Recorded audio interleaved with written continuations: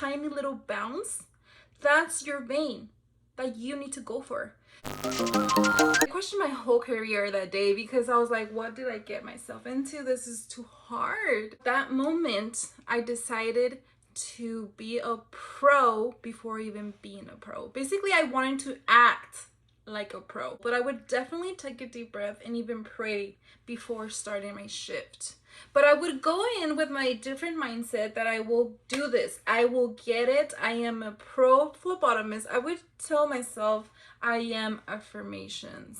And those are very powerful because you're prepping your mind to success, okay? Obviously, I was not a pro because it was my third day. The third day was actually very, very, very different from the second day.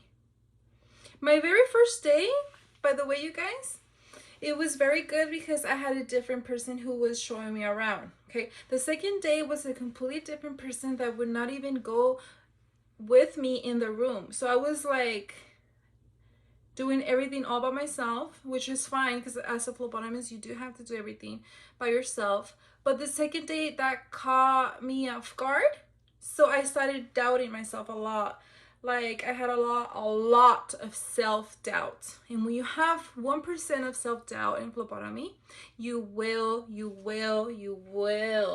guarantee miss the pain, because it's all about confidence. So if you go in there feeling nervous and doubtful, I'm sorry to tell you, but most likely you will miss the vein. The third day, I wanted to act as if. That's actually the law of assumption. When you assume something, you act as if. So the third day, I went in there, okay? When you wear scrubs, you automatically have authority.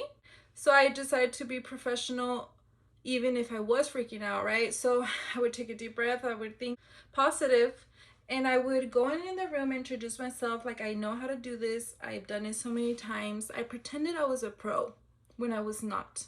And I would go in there, I would introduce myself, I would look at the arm, guess what? I would be successful.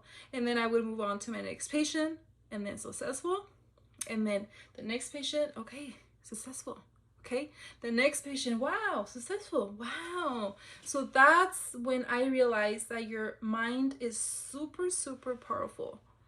And this is when the law of assumption comes in very handy, because you need to experiment it for yourself, okay? And sometimes we need to do this every day when you want to change your current results.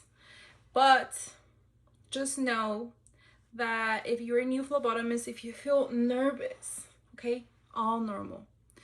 Feeling nervous doesn't mean that something's wrong with you. No, it just means that you're human and it's all normal. And not just because you're nervous, you're gonna talk bad to yourself.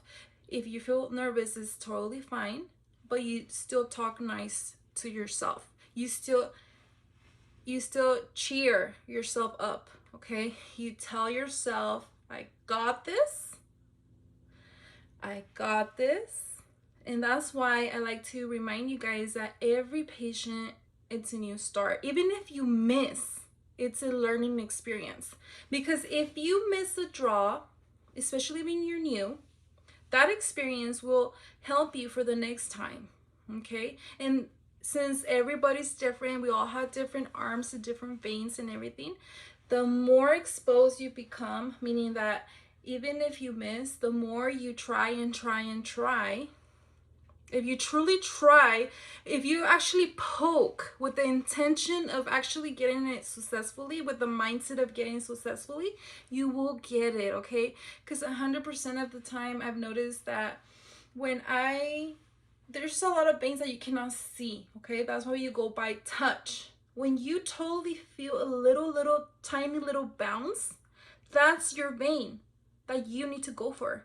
So every time there's a super hard draw that I could hardly tell, but it feels slightly, almost nothing bouncy, but it still feels bouncy compared to the other side, I go for it with confidence. And most of the time it is a vein.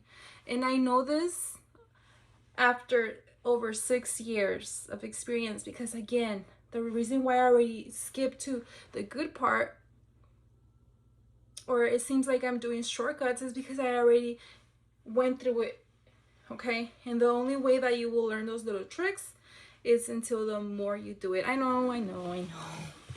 Well, so since we're talking about the law of assumption, if you're a new phlebotomist, something that you could do, that I did actually, is that look around and then see the other phlebotomists. Okay, see what they're good at and try to do what they do. Okay, but obviously don't make it super obvious that you're copying every single little thing. But what I'm saying is that if they do something very good, just act like them, do it like them.